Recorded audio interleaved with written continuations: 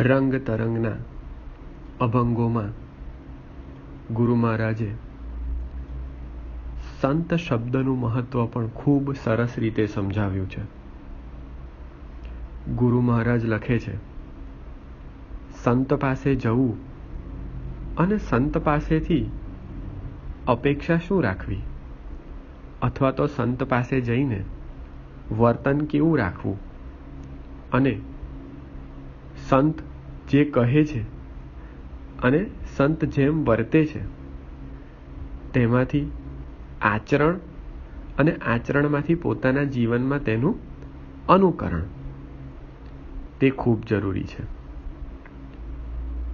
સંત એટલે સંતપ્ત સંસારીઓને શાંતિ આપનાર તે સંત,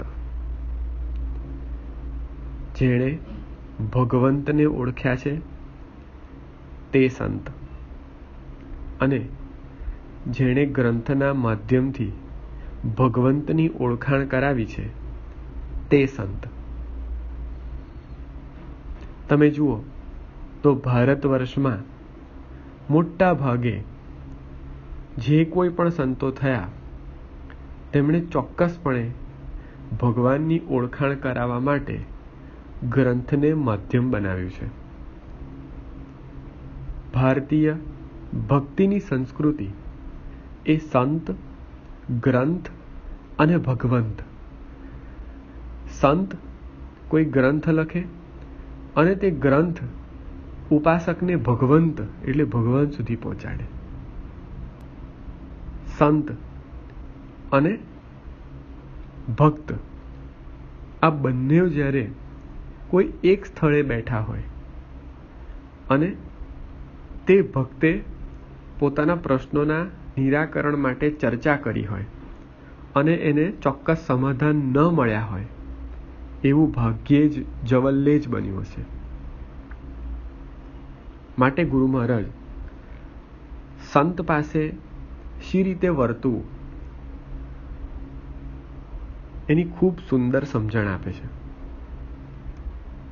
ગુરુ મહારાજ લખે છે, સદા ત્વાં ભાવે સંતાચે ચરણ ધરાવે, ઉપદેશ જરિતે નવદેતી, દર્શન માત્રે જન ઉદ્ધરીતી, સ્વૈરાલાપે શાસ્ત્રે કથિતી, લક્ષ અસાવે સમતાચે ચરણ ધરાવે,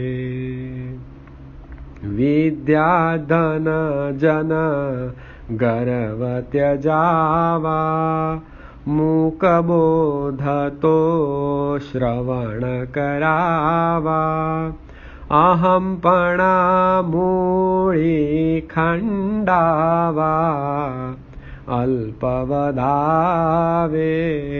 સમતાચે ચરણ ધરાવે,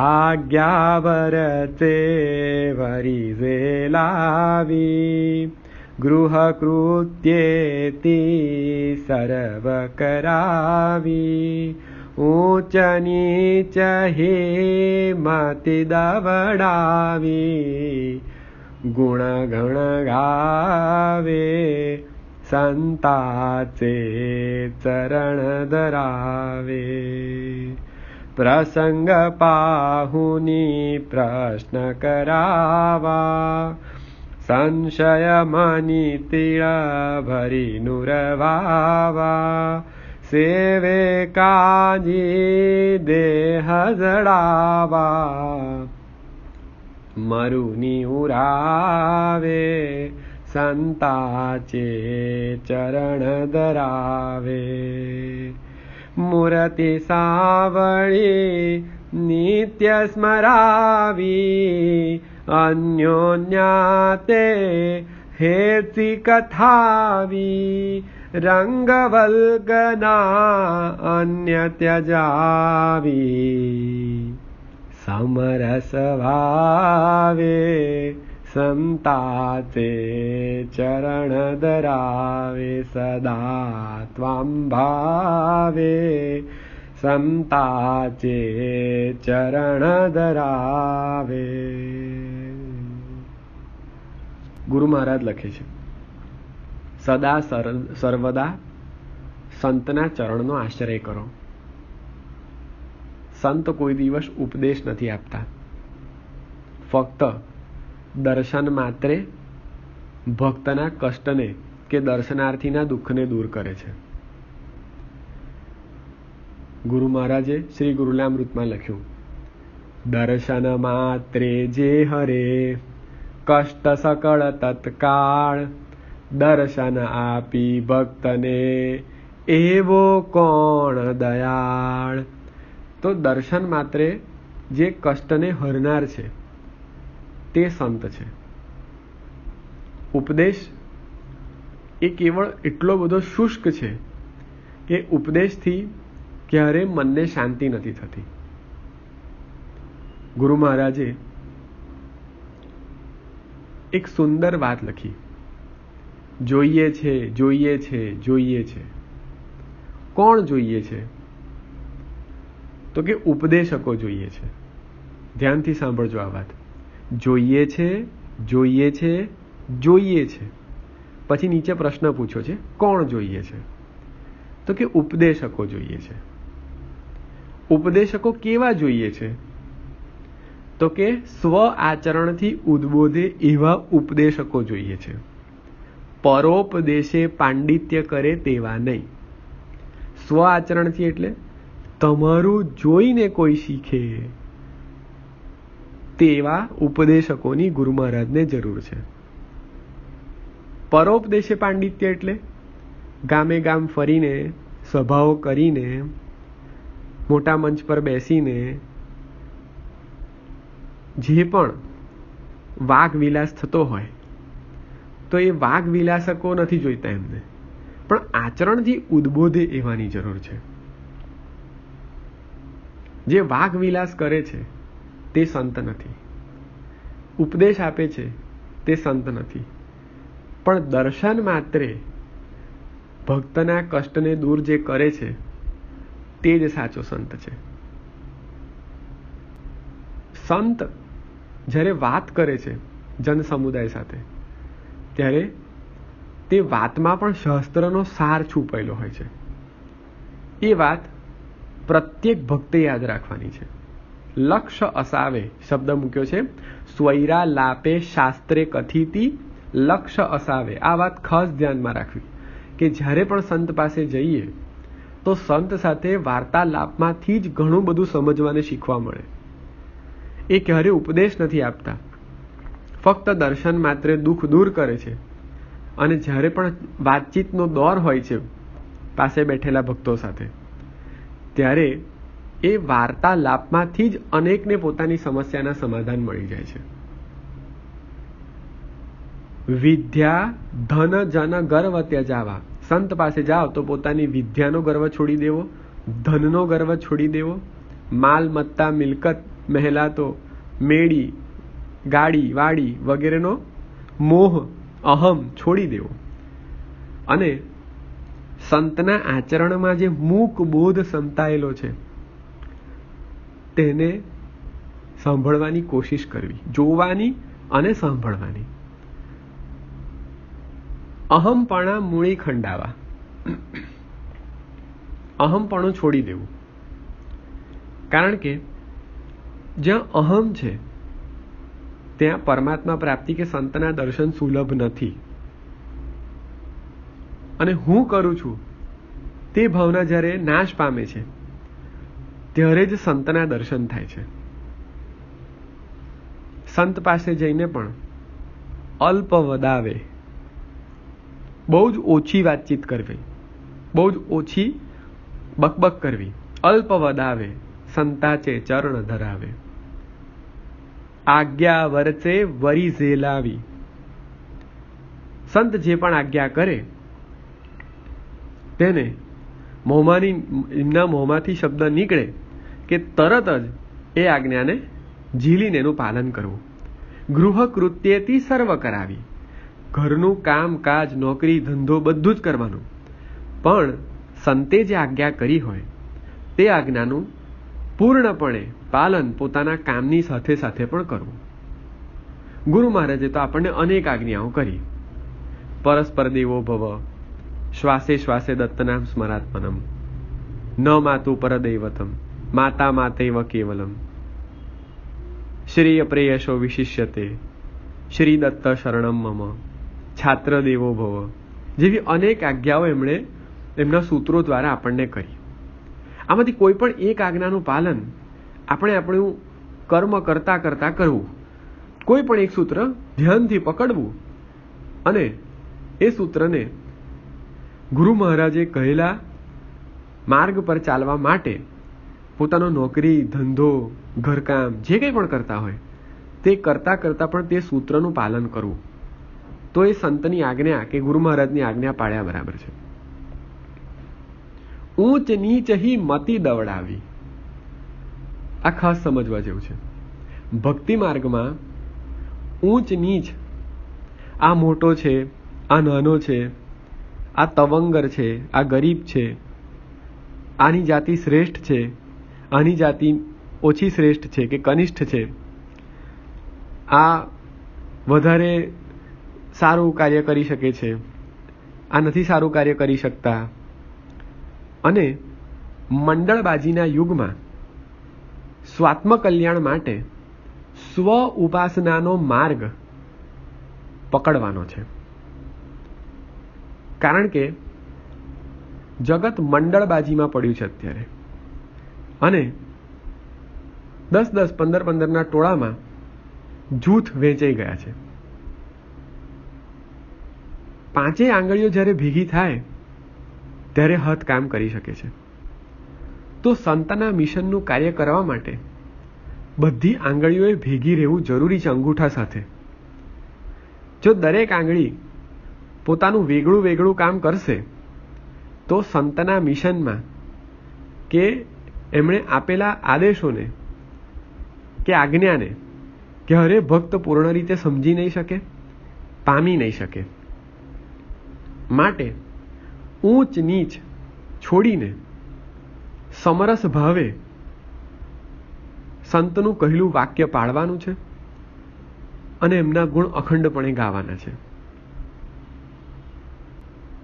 પ્રસંગ પાહુની પ્રશ્ન કરાવા, જ્યારે પણ સમય મળે અને ભગવાન સંબંધિત કોઈ પણ સમસ્યા હોય કે આપણને ભગવાનના ચરિત્રમાં કોઈ પણ જગ્યાએ ખબર ન પડે એવી હોય તો સંત સાથે અવશ્ય ચર્ચા કરવી.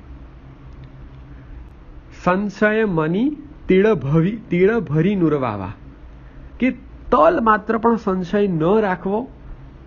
જ્યારે પણ સમય મળે, જો સંત પ્રત્યક્ષ સ્વરૂપે બિરાજમાન હોય સ્થૂળ સ્વરૂપે, તો ચોક્કસપણે પોતાના પ્રશ્નનું નિરાકરણ પૂછી લેવું, પણ સંશયમાં ન રહેવું.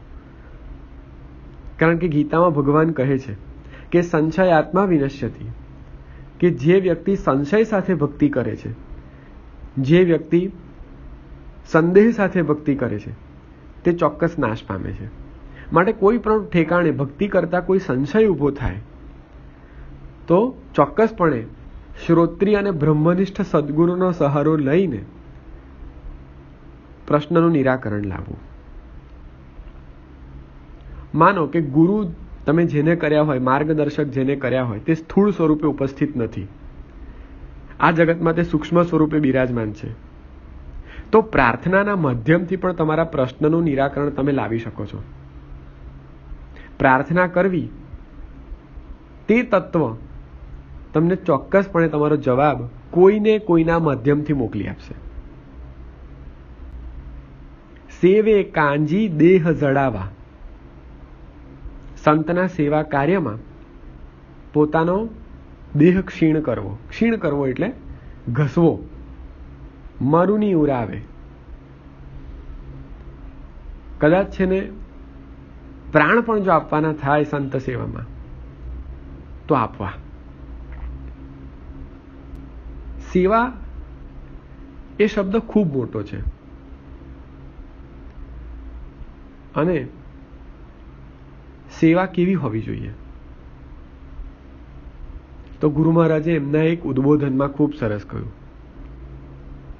કે ભૂખે ભોજન, પ્યાસે પાણી, નંગે બસ્તર દીજે, સાધો રામ ભજન કર લીજે.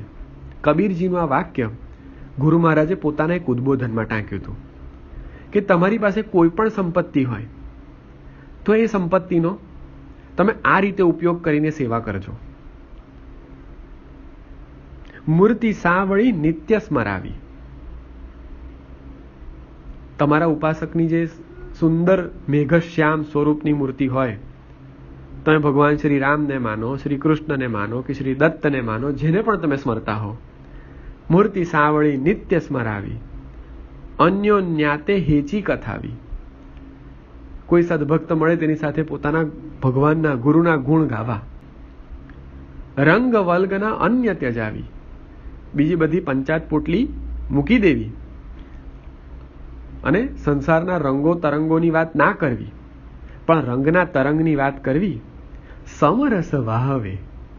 સમરસતાથી જીવન જીવવું અને સંતની અંદર, સંતના વચનની અંદર તન્મય થવું. ગુરુ મહારાજના જીવનકાળ દરમિયાન જ્યારે એમને ઉપાસના કરવી હતી અને ઉપાસના કરીને પરમ તત્વની પ્રાપ્તિનો માર્ગ પકડવો હતો, ત્યારે તે વડોદરાના લંગડે બાબાને મળ્યા અને પ્રશ્ન પૂછ્યો. તમે જુઓ તો મોરટક્કાના સંતને મળ્યા, તેમને પ્રશ્ન પૂછ્યો. તમે આ તરફ જુઓ તો ખંડવાવાલે બાબાને મળ્યા, ધૂણીવાલે દાદાને, અને પ્રશ્ન કર્યો. તમે જુઓ તો ગુરુ મહારાજે સંત પાસે જઈને માર્ગદર્શન લીધું. પણ તમે જુઓ કે જેની પણ પાસે ગુરુ મહારાજ ગયા તે બધા જ શ્રોત્રિય અને બ્રહ્મનિષ્ઠ હતા અને બધાનો જવાબ એક સરખો હતો કે જંગલ મેં મંગલ હોવેગા. તો સંત પણ આવા ઓળખવા અને સાચો સંત ક્યારે ઘટ, મઠ, આશ્રમ, ચેલા ચેલી, માળા, કંઠી આ બધું કરીને નથી બેઠો હતો. એ નથી મંત્ર દીક્ષા આપતો કે નથી ગુરુ દીક્ષા આપતો કે નથી પીઠ પરંપરા કરતો કે નથી ગાદી પરંપરા કરતો. ઉપાસનાની પરિપક્વતા જોઈને કદાચ એકાદ કોઈને મંત્ર આપે તે વસ્તુ જુદી છે, પણ આખી નવી પરંપરા ઊભી કરીને કંઠી બાંધી માળા બાંધવી એવી કોઈ પરંપરા ઊભી નથી કરતો. કળિયુગમાં સંત ઓળખવા અઘરા છે, પણ જો શ્રોત્રિય અને બ્રહ્મનિષ્ઠ જેને કનક, કંચન અને કામિનીનો ત્યાગ કર્યો છે તેવા જો સંત મળે તો ભગવત પ્રાપ્તિના દ્વાર ખુલે છે. અને આપણને સંત સ્વરૂપે ગુરુ મહારાજ મળ્યા જ છે, માટે આપણે ક્યાંય જવાની કે ભટકવાની જરૂર નથી. આપણે આ અભંગની અંદર જે કંઈ પણ ગુરુ મહારાજે લખ્યું છે તે જ પ્રમાણેનું આચરણ આપણે આપણા જીવનમાં ગુરુ મહારાજને લક્ષ્યમાં રાખીને કરવાનું છે. તો જ આપણે અવધૂતિ મિશનને ચોક્કસપણે ન્યાય આપીને એક નવા યુગની શરૂઆત કરી શકીશું. અવધૂત ચિંતન શ્રી ગુરુદેવ દત્ત.